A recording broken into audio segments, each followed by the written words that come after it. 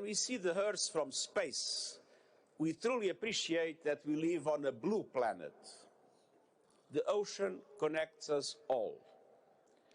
Sadly, we have taken the ocean for granted, and today we face what I would call an ocean emergency. We must turn the tide. This conference comes at the right place, at the right time, with the right approach, and with the right Secretary General of the United Nations. The right place is in Portugal. The right time when the urgency of the pandemic or the war cannot be the excuse for forgetting the long-lasting structural challenges and their effect on our short-term, intense, unidimensional day-by-day living. The right approach, having to deal with avoidable and unavoidable dissents and wars, always hoping to overcome them by peace, but believing in and fighting for a more cooperative world. As the agreements achieved in these last years and mostly in these last months showed, as the talks preparing the outcome of this conference showed, this must be the conference of deconfinement and ambition. We note with concern that the SDG 14 is the most underfunded of all the 17 SDGs. So, Your Excellencies, ladies and gentlemen, the ocean is the most underappreciated resource on our planet. Our oceans cover 70% of the global surface, and 3 billion people depend on marine and coastal biodiversity.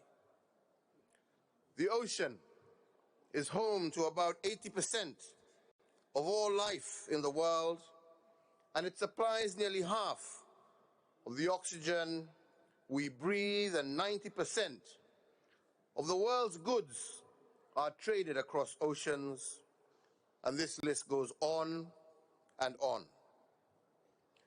But human action has put ocean systems under immense stress. We dump more than 8 million tons of plastics into the oceans each year, sickening and contaminating at least 700 species of marine life. Poor management of the ocean has reduced the ocean's natural ability to restore itself. And I find it quite surprising that we would put such a critical resource at risk. But yet, if we manage the ocean more sustainably, it could produce as much as 6 times more food, generate 40 times more renewable energy than it currently does, and help lift millions of people across the globe out of poverty and increase economic as well as environmental resilience. Ladies and gentlemen, in the ocean, therefore, lies great risk as well as great opportunity. The burden of choice lies with each and every one of us. Will we be able to look back and say that Lisbon was the conference, that was a watershed moment of protection of our ocean, that from the Tagus River we set on a journey towards a healthy, sustainable ocean, that we had the courage to face the unknown, but also creativity to capture the enormous potential of the ocean in a sustainable way. This is what the UN conference is about. These are the questions you need to answer.